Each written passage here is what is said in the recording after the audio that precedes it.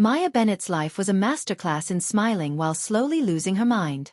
To the outside world, she was the perfect daughter, the perfect sister, the kind of person who could host brunches for the neighborhood without spilling a drop of mimosa or a hint of her true feelings.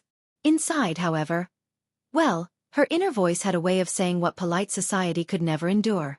It was Saturday morning, and the Bennett house smelled like freshly baked scones and tension. Sunlight streamed through the spotless living room, illuminating the pastel walls and the display of family photos. All perfectly arranged, none capturing the chaos under the surface. Maya perched on the arm of the sofa, carefully applying a delicate layer of lipstick, a dusty rose shade she reserved for special occasions.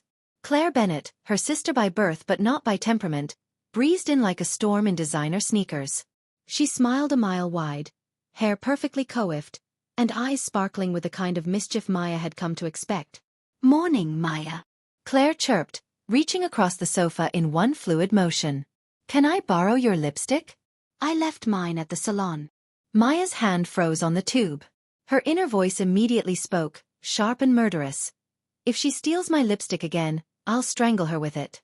She blinked rapidly, hoping the thought remained trapped inside her skull.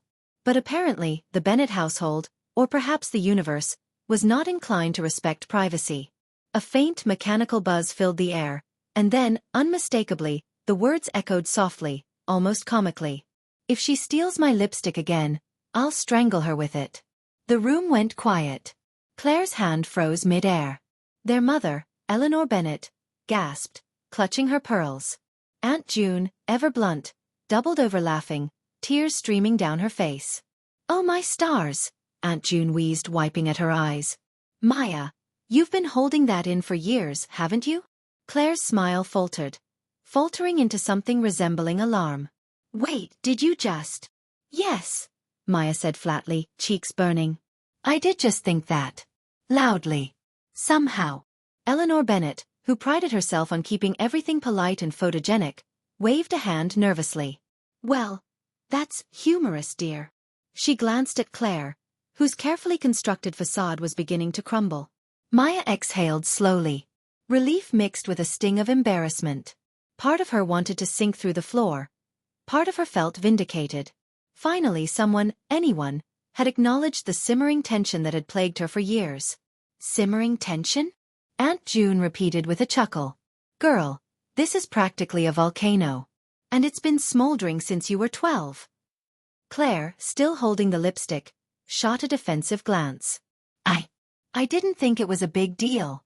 It's just lipstick. Just lipstick." Maya's inner voice muttered darkly as she forced a smile outward. "Just lipstick, yes, and the fact that you've taken it 5 times this month alone without asking is completely irrelevant, right?" The room erupted again. Aunt June was nearly rolling on the carpet, Eleanor coughed nervously, and Claire shrank back, clearly calculating damage control. Maya, though, felt a small spark of satisfaction. For years, she had been the invisible sister, the one who remembered everyone's birthdays, ran errands, cleaned up after Claire's impulsive escapades, and smiled while inside she was screaming. But now, something had shifted. Her inner voice had leaked, and the family could no longer pretend that everything was perfect. "You know," Claire said cautiously, placing the lipstick back on the table, Maybe you're a little dramatic." Maya laughed. A short, brittle sound. "Dramatic? Maybe. But at least I'm honest." Aunt June clapped her hands together. "Finally. Someone said it.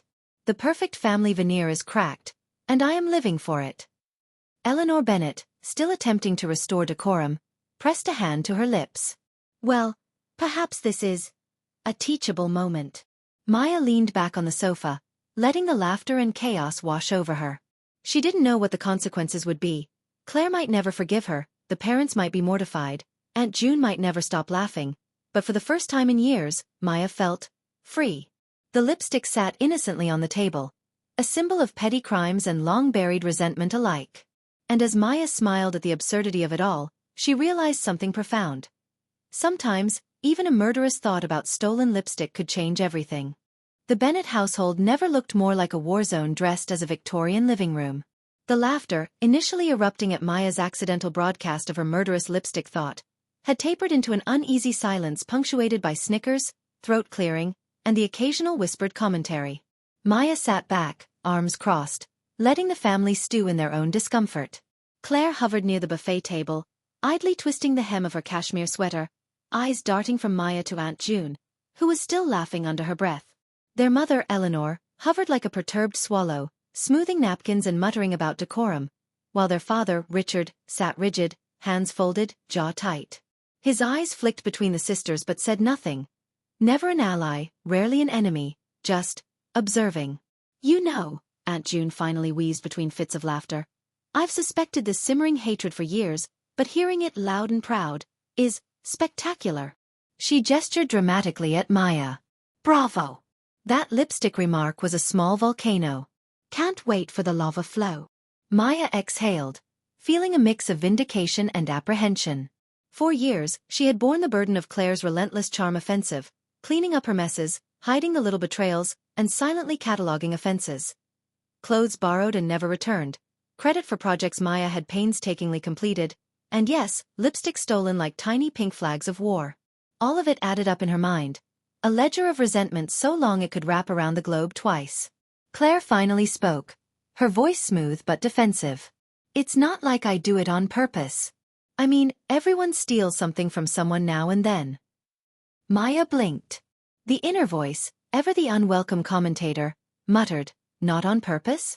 Like hiding your student loan debt under my name wasn't on purpose, right? I'm sure, Maya said aloud, forcing a smile.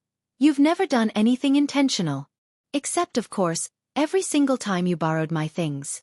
The buffet table, once filled with pastries and tea sandwiches, now looked like a neutral zone in a battlefield. Aunt June shook her head. I think what's funniest, she said, barely containing her glee, is that the family was so convinced everything was perfect. Every Instagram brunch photo, every smiley toast. They had no idea the volcano beneath their feet was about to erupt. Maya felt her cheeks warm, half with embarrassment, half with satisfaction. The inner voice, usually so snide, finally gave her a moment of camaraderie. See? They get it now. You're not imagining the chaos. You are the chaos. Eleanor cleared her throat. Well, laughter is one thing, but we must remember. Families should support one another. Perhaps this is a chance to. Her voice trailed, failing to impose the calm she intended. Claire's eyes narrowed, lips pressing into a thin line. You're making it sound like I'm the villain here. I've helped this family plenty. Oh, certainly, Aunt June interjected, voice dripping with amusement, helped herself plenty. And borrowed everything that wasn't nailed down. But villain? That's rich, Claire. Maya tried to keep her composure as memories surged forward. Last Christmas, Claire accidentally broke the porcelain snow globe Maya had inherited from their grandmother and never mentioned it. Last summer, she had claimed Maya's presentation at a family charity event as her own. Last week alone, she'd taken Maya's favorite scarf without asking. Each incident small, seemingly trivial, but cumulatively crushing. Her inner voice whispered darkly. All those smiles, all those perfect photos, they're lies. Every single one. What's gotten into you, Maya? Claire finally demanded, a mix of panic and indignation in her voice. You've never said anything like this before. Are you trying to humiliate me in front of everyone? Maya tilted her head, considering. Oh, I think I've been doing that silently for years. Now it's just audible. Richard, their father, finally shifted in his seat, eyebrows raised, lips pursed. Maya, we need to. But Maya cut him off gently, surprising even herself. No, Dad. Let them hear. They've ignored it long enough. The room froze. Even Claire seemed momentarily stunned, her practiced poise slipping. Aunt June hooped again, waving a hand in victory. Finally. Someone's telling the truth. The air was thick with tension and relief, a strange cocktail that made Maya both nervous and exhilarated. Her inner voice, usually merciless, offered a rare moment of clarity. Welcome to freedom, Maya. It's messy, and you're going to love it. By the end of the brunch, the family had laughed, gawked, and whispered among themselves.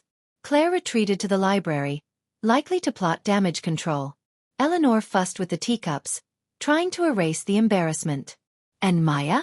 She sat back, letting the simmering chaos wash over her, realizing that for the first time in years, her voice, inner or otherwise, had finally mattered.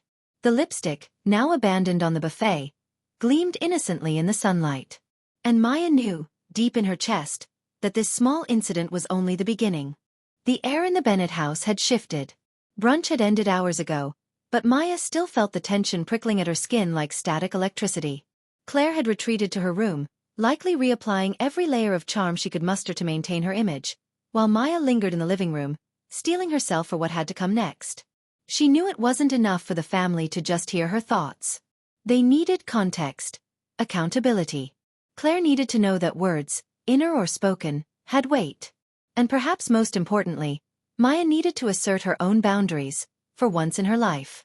Maya found Claire on the balcony, arms crossed, staring out at the garden as if the roses could shield her from reality. The air smelled faintly of jasmine and Claire's expensive perfume. Maya stepped out, careful not to startle her sister. "Hey," Maya said, keeping her voice measured. "We need to talk." Claire turned slowly, a polite smile plastered on her face that didn't reach her eyes. "About the lipstick?" she asked. Maya shook her head. "No. About everything. About years of this pattern. You take, you borrow, you manipulate, and then when anyone calls you out, you act like it's nothing." Claire's smile faltered slightly. I don't manipulate. I just," she gestured vaguely, as if waving away the concept of consequences. "Do things. Everyone does things. Everyone." Maya echoed, incredulous. "Do you understand how many times I've cleaned up after you? How many times I've let things slide so that no one else would notice your mistakes? Or maybe you do. That's exactly why you do it. Because you can." Claire's hands trembled slightly, and for a moment, Maya thought she might actually apologize. But the defensive wall quickly reassembled itself. "I'm not a bad person," she said, voice tight. I don't think about things the way you do." "Of course not," Maya said quietly, letting her inner voice speak through measured words. "You think about what looks good. What keeps people smiling. What keeps you liked. I think about responsibility, about honesty, about being a decent human being. That's the difference." The balcony was silent except for the soft rustle of the wind and the distant hum of traffic. For a moment, it seemed Claire might crumble under the weight of her sister's words. But then, predictably, she spun the narrative back to Maya's supposed flaws. "You act like I'm the problem," Claire said sharply. "But you've been judgmental and controlling for years. You want to run everyone's life, and you've been waiting for a chance to make me look bad." Maya blinked, stunned by the audacity, but her voice didn't waver. "I'm not trying to make you look bad. I'm trying to make you aware that your actions have consequences. And that I won't keep covering for you anymore." Claire's lips pressed into a thin line, her shoulders stiffening. "You think you're better than me." "I'm not better than anyone," Maya said, finally allowing her eyes to harden. "I'm just done pretending everything's fine. And if you can't handle that, then maybe it's time we rethink how this perfect family act works." The words hung between them, tense and jagged. For a moment, Maya felt the rush of liberation, the same thrill she had felt when her inner voice leaked to the family during brunch. The difference now was that Claire could not laugh it off. She had to confront it, even if silently. Claire exhaled sharply and turned away. "You're impossible," she muttered, more to herself than to Maya. Maya felt no satisfaction in the jab. "Maybe. Or maybe I'm finally honest." They stayed like that for a long, weighted silence. Neither moved to breach the distance, and neither could summon a smile that wasn't layered with history. Years of unspoken grudges, silent betrayals, and forced smiles stretched between them like a rope fraying under tension. Maya's inner voice, usually venomous and sarcastic, whispered something new. "This is terrifying. But it's worth it." Because for the first time, she wasn't just reacting. She was setting the terms. She was reclaiming her own life from the sister who had always seemed untouchable. And whether Claire liked it or not, the playing field had shifted. By the time Maya retreated to her room, she felt exhausted but strangely alive. The confrontation had been only the beginning, but it was a beginning she controlled. Claire might resist, the parents might intervene, and Aunt June might continue laughing hysterically, but Maya had finally spoken the truth out loud. And the truth, she realized with a mixture of dread and exhilaration, had teeth. The next family dinner felt different before anyone even arrived. The Bennett dining room, usually a polished stage for polite conversation and forced smiles, seemed charged with static tension. Maya had spent the afternoon preparing herself. Not a meal, not the perfect table setting, but a mental list of grievances she had been silently cataloging for years.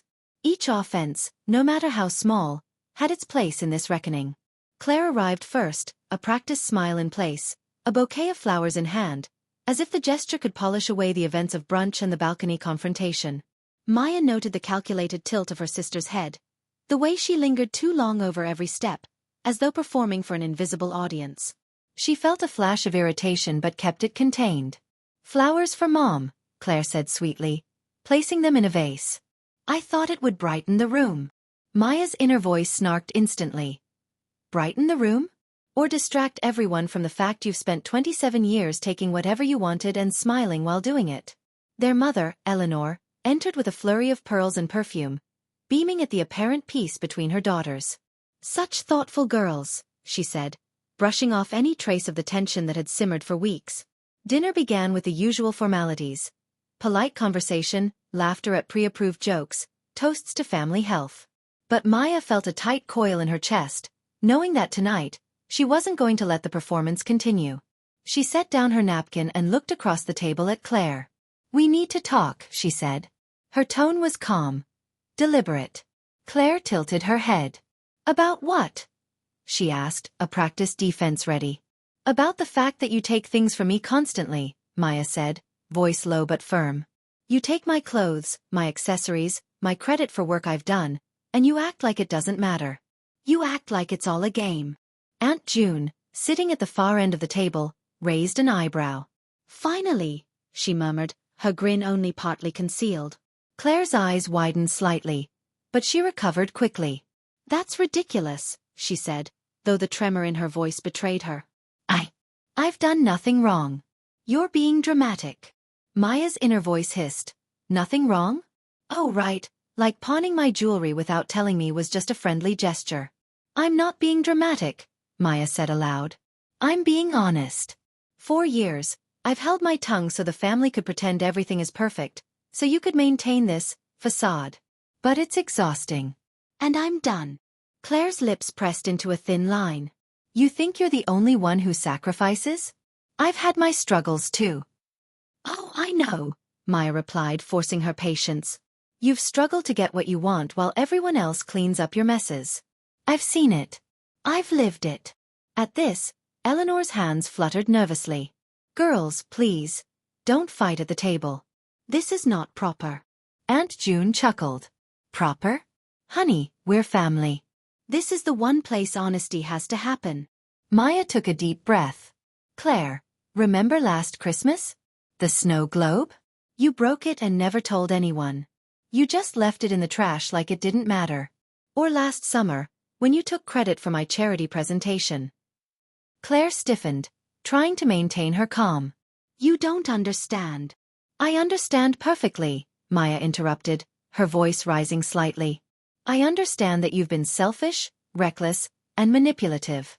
And I understand why everyone laughs at my murderous inner thoughts, because they finally realize there's a person under all this forced niceness. A person who has feelings and boundaries, and a right to be angry." The room fell silent. Aunt June was smiling, but even she seemed momentarily subdued.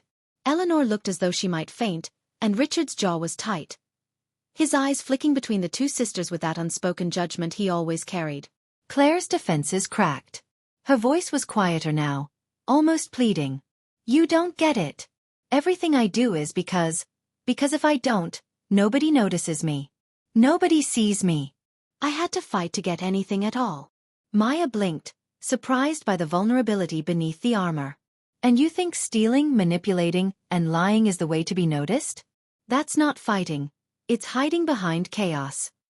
Claire's hands trembled as she reached for her water glass. "You think you're perfect," she muttered. "I'm not perfect," Maya said softly. I don't pretend to be." "That's the difference." Aunt June clapped her hands, breaking the tension. "Well, that was refreshing. Brutal, yes, but refreshing." The dinner ended not with hugs or reconciliation, but with raw truth spoken and long-standing resentments aired. Claire retreated to her room once more, silent and thoughtful, while Maya sat back, exhausted yet strangely lighter. For the first time, the family had seen the full spectrum of what had been bottled up under all the smiles, the brunches, and the carefully curated social appearances. And for Maya that was enough, for now. Her inner voice, usually sharp and sarcastic, whispered gently. Step by step, you're reclaiming yourself. Don't stop now. The morning after the explosive dinner, the Bennett household felt strangely quiet. The storm of words had passed, leaving an uneasy calm in its wake. But the echoes of the previous night weren't contained within the walls of the house. Like most family dramas, news traveled fast, especially when Aunt June was involved. By mid-morning, Maya discovered that her inner voice incident and the dinner confrontation had already become the main topic of discussion among extended family and neighborhood acquaintances. Her phone buzzed incessantly. Texts, social media tags, and group chats filled with shocked reactions, whispers of gossip, and the occasional veiled compliment. People are actually noticing? Maya muttered, staring at the glowing screen. Her inner voice, usually sarcastic, offered a rare hint of satisfaction. Finally. The world knows you're not the boring perfect sister. Lucas, who had accompanied Maya over the weekend for moral support, glanced at her with an amused smirk. You've made a ripple, he said. Not everyone gets to expose their family like that without catastrophic consequences. You've got courage. Maya shook her head, scrolling through the threads. Ripple is generous. This is a tidal wave of judgment. Meanwhile, Claire was faring far worse. Though she had the public charm to mask her insecurities, the small circle of mutual acquaintances began murmuring about the tension at dinner. Neighbors exchanged knowing glances. Family friends hesitated when she approached, and even social media followers were dissecting the sisters' interactions after Aunt June posted a cryptic story hinting at chaos. Maya, sitting on her balcony with Lucas, felt a mixture of guilt and amusement. I didn't think so many people would care about stolen lipstick and passive-aggressive behavior. Lucas laughed. It's not just lipstick. It's honesty. People like that. People respect it. Across town, Claire paced her room, replaying every moment in her head. She had never experienced public embarrassment quite like this. Not even the college presentation she had flubbed and blamed on Maya. Her smile had always been her armor, her charm a shield. Now the cracks were showing, and she was forced to confront a world where her antics no longer went unnoticed. She sank onto her bed, overwhelmed by vulnerability she had hidden for years. For the first time she admitted, even if only to herself, that some of her behavior had been selfish, protective of a fear she couldn't easily articulate. The fear of being invisible, overlooked, or forgotten in a family that always preferred the polished veneer. Maya, on the other hand, began to notice subtle shifts in her own life. Small allies appeared, Aunt June, who openly sided with her, and a cousin who privately commended her bravery. People who had long assumed Maya was the quiet, docile sister now approached her with curiosity and admiration. And yet, the consequences were real. Some relatives whispered that she was being too harsh, too confrontational. Claire's friends questioned her integrity, and even Lucas warned her, be careful. You're shaking up dynamics that have existed for decades. Not everyone will appreciate it. Maya exhaled slowly, staring at the city below. The family she had once tried to protect with politeness and restraint was no longer a safe or predictable entity. But there was a strange exhilaration in that realization.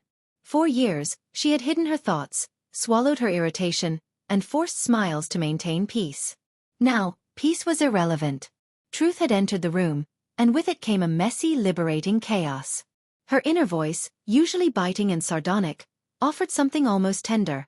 You've started something, Maya. You can't go back now.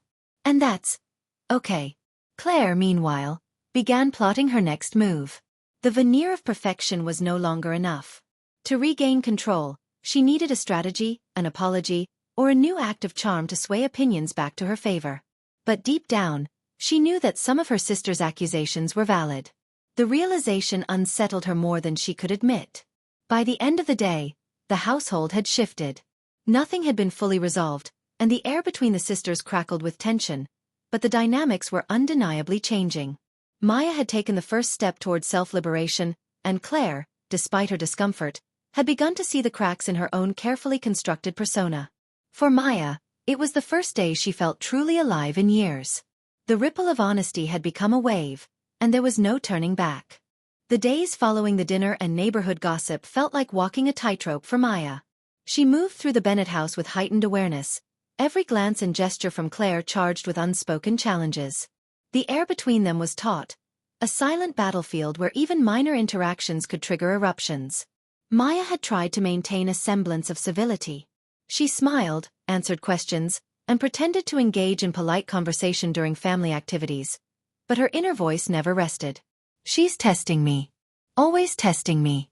And I'm not the one losing patience this time, it whispered with gleeful precision. Claire, for her part, had not been idle.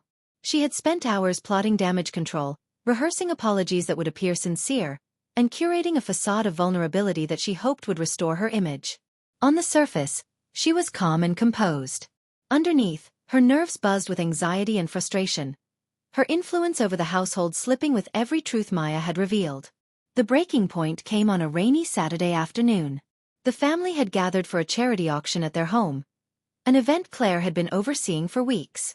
Maya was helping with logistics, cataloging items, managing bids, and ensuring the smooth flow of the event. Claire floated among guests, effortlessly charming donors and socialites, a practiced smile in place as she distributed drinks. Maya observed her, noting the subtle ways Claire maneuvered herself into attention, claiming credit for arrangements that Maya had painstakingly organized. Her inner voice seethed. This is it. The last straw. Finally, unable to contain herself, Maya approached Claire in a quiet corner of the room. We need to set some boundaries, she said, her tone firm but measured. Claire's brow arched, her smile slightly faltering. Boundaries? Really? At a charity event? Yes. Now, Maya replied. No more taking what isn't yours, no more claiming credit for my work, and no more pretending that we're perfect when we're clearly not. Claire's lips pressed into a tight line. I don't see it that way. Everything I do benefits the family. And if I make a mistake, it's not intentional. Maya's inner voice was sharp and insistent. Not intentional? Like taking my scarf last week wasn't intentional? Like claiming my presentation wasn't intentional? Give me a break. I'm done excusing your behavior, Maya said. Intentional or not, the consequences are real. And I'm done cleaning up after you. If you can't respect that, then we need to reevaluate how we interact. Claire's face shifted from defensiveness to frustration, then to hurt. She looked away, biting her lip. I'm trying. I'm always trying, she whispered. Maya softened slightly, seeing the vulnerability beneath Claire's brash exterior. Trying isn't enough, she said. You need to change. And if you can't, I need to protect myself. I need space. I need honesty. The charity event continued around them, oblivious to the storm in the corner. Guests chatted, laughter echoed, and glasses clinked. Yet for Maya and Claire, the room had narrowed to this confrontation, this moment of reckoning. Later that evening, after the last guest had left, Maya retreated to her room, exhausted but resolute. She knew this confrontation was only the beginning. Claire might resist, she might apologize superficially, or she might double down. But for the first time, Maya had drawn a line in the sand. Her inner voice, usually sardonic and relentless, whispered with quiet approval. Finally. You're standing your ground. Let's see how she handles it. Across the hall, Claire sat on her bed, staring at the wall. She had expected anger, maybe tears, but not this quiet, unyielding firmness from her sister. It unsettled her. For the first time, Claire realized that Maya wasn't just the quiet, good sister anymore. She was a force to be reckoned with, someone unwilling to bend for anyone, even her. The tension between them was palpable, a mixture of challenge, fear, and reluctant respect. Neither sister was fully victorious, yet both had crossed a threshold that would redefine their relationship. And as Maya drifted to sleep that night, she felt something unfamiliar. Anticipation. For the first time, the battle wasn't just about surviving Claire's antics. It was about claiming herself, and she had no intention of backing down. The Bennett household was a furnace of tension by the time Sunday dinner rolled around. The air was thick with unspoken grievances, calculated glances, and the simmering anticipation of conflict. Every chair around the table seemed charged, every dish a silent witness to the emotional storm that was about to erupt. Maya arrived first, her steps measured, her posture a balance of composure and readiness. She had spent the morning rehearsing what she would say if Claire crossed another line. Her inner voice hummed, calm but sharp. This is it. Everything you've bottled up for years. Now it matters. Claire entered moments later, radiant and deliberate, holding herself as if the previous week's revelations had been a minor inconvenience. Her smile was practiced, her charm carefully calibrated to diffuse tension. But even she couldn't mask the flicker of worry in her eyes, the slight tension in her shoulders betraying her perfectly polished image. The family gathered, Eleanor fussing with napkins and silverware as though these small details could prevent disaster. Richard sat rigidly, silent, eyes flicking between his daughters with that faint mixture of disappointment and helplessness that Maya had long ago learned to expect. Aunt June, ever the wild card, perched at the far end of the table with an amused glint in her eyes, clearly anticipating fireworks. Dinner began cordially enough, with small talk and polite laughter, but the undercurrent of tension was palpable. Maya and Claire exchanged a series of subtle verbal jabs, innocuous remarks loaded with history. Maya made careful eye contact, her voice calm but pointed. It's remarkable how much effort some people put into looking perfect while others do all the work behind the scenes. Claire's lips pressed into a thin line. Effort is relative, she replied smoothly, though her voice lacked the usual confidence.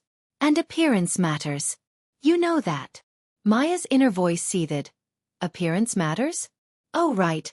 Appearance matters more than honesty, integrity, or basic decency. Got it.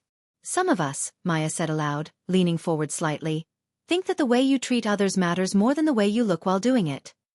A hush fell over the table. Eleanor looked as though she might swoon. Richard's jaw tightened. Claire's expression flickered between disbelief and panic. Aunt June, however, chuckled audibly, giving Maya the faintest encouragement. Then came the tipping point. Claire, desperate to regain control, hurled one of her familiar defensive tactics. She revealed a private vulnerability, weaponized like a dagger. You think you've been wronged? She asked, voice trembling. Do you know how much pressure I've been under? How much I've had to fight just to be seen? Maya's eyes narrowed. Fighting doesn't mean you take what isn't yours, lie about it, and leave destruction in your wake. We all struggle. But we don't all hurt the people around us to feel noticed. The table erupted. Eleanor gasped. Richard leaned forward, finally speaking. Enough. His voice, usually soft and distant, cut through the chaos. This isn't how a family resolves anything. Aunt June laughed, undeterred. Oh, but it is exactly how families resolve things sometimes. You can't sweep years of resentment under a tablecloth and call it peace. Maya felt a surge of relief. For the first time, the unspoken years of bitterness, the invisible ledger of offenses, were being acknowledged, not just by her, but by everyone present. Claire's eyes welled with tears. She wasn't used to this. People didn't usually call her out. They didn't dissect her motives in public, expose her patterns, or challenge her charm. And now she had no choice but to face the truth. I didn't mean to hurt anyone, Claire admitted quietly, her voice breaking. I wanted to be noticed. I didn't know another way. Maya exhaled slowly. The honesty was raw, imperfect, but it was a start.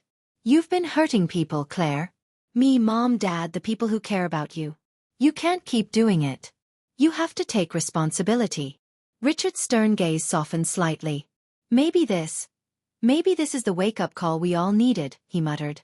By the end of the evening, the sisters weren't fully reconciled, but something significant had shifted. Years of hidden resentment, stolen moments, and silent fury had collided, leaving a space where truth, vulnerability, and accountability could finally exist. As Maya cleared her plate and walked to her room, her inner voice whispered, unusually gentle, this was the hardest part. But it's not the end. It's a beginning. Claire lingered in the dining room, staring at the empty chairs, processing everything that had been said. For the first time, she realized that her charm, her antics, and her carefully curated image could no longer shield her. Change, hard, uncomfortable, necessary change, was inevitable. And in that quiet aftermath, both sisters understood. The collision had been painful, messy, and raw, but it was exactly what they had needed. Months had passed since the explosive family dinner, and the Bennett household had settled into a rhythm that was, if not peaceful, at least honest. The air no longer carried the subtle tension of unspoken grievances.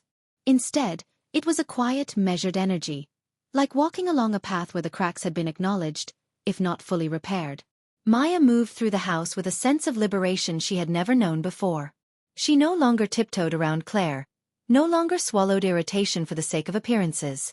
Her inner voice still whispered, sardonic and sharp, but it had softened, a wry companion instead of a constant tormentor.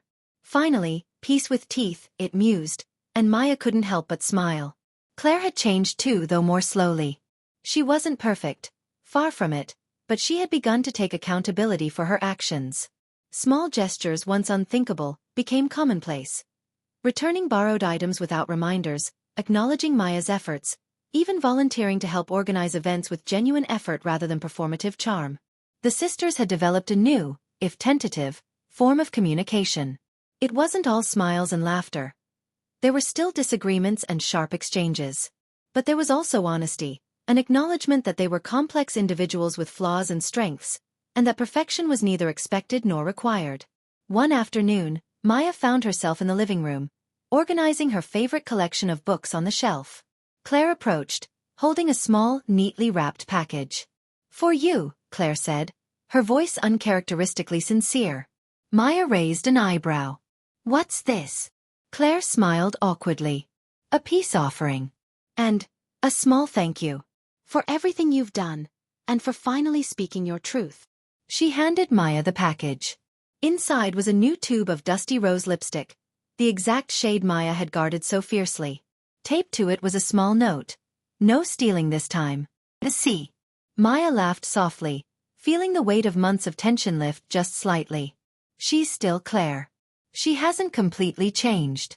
And I wouldn't want her to," her inner voice remarked dryly. Eleanor and Richard, watching from the kitchen doorway, exchanged quiet smiles. The household wasn't perfect. There were still flaws, still moments of irritation, still the occasional clash. But there was growth, honesty, and an understanding that the veneer of perfection could never replace real connection. Later that evening, Maya sat on the balcony with Lucas, gazing at the sunset. "It's strange," she said, "how much calmer it feels now that we can finally be honest. Even if it's messy." Lucas smiled, wrapping an arm around her shoulders. "Messy is better than pretending everything is perfect. You did the hard work. You set boundaries. And you got the truth out there." Maya nodded, feeling a deep sense of relief. "It wasn't easy. But I think we're finally getting it right. At least most of the time." Across the hall, Claire peeked out of her room, smirking mischievously. "Don't get too comfortable," she called, in the familiar teasing tone that reminded Maya of their shared history. Maya laughed, shaking her head. "I wouldn't dream of it." And for the first time in years, the sisters shared a quiet, unspoken understanding. They weren't perfect, they weren't free of flaws, and there would always be moments of friction. But they had navigated the storm, faced the truths that had long been ignored, and emerged with a tentative, honest connection that neither could have imagined before. Maya's inner voice, softer now but still wry, whispered one final thought as she leaned back and let the evening breeze wash over her. "Lipstick wars aside, this is what freedom feels like. And it's about time." The Bennett household, chaotic, imperfect, and utterly human, had finally found its new normal. Thank you so much for listening. If you enjoyed this story, don't forget to like, comment, and subscribe for more original novel stories. And stay tuned, our next story is coming soon.